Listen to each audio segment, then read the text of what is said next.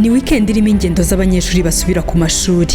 Polisi y'u Rwanda iributsa abakoresha ibinyabiziga bitwara abantu muri rusange gupanga ingendo zabo hakiri kare mu kwirinda umuvundo. Iranibutsa kandi abashoferi b'ibinyabiziga cyane cyane bitwara abanyeshuri kwirinda kurenza umubare w'abagenzi wagenwe ku kinyabiziga, kubahiriza ibyapa n'ibimenyetso byo mu muhanda ndetse no kudatwara ikinyabiziga wasomye kubisindisha. Polisi y'u Rwanda kandi iributsa ababyeyi kohereza abanyeshuri aho bafatira imodoka kare kugira ngo bagere ku bigo by'amashuri ku gihe.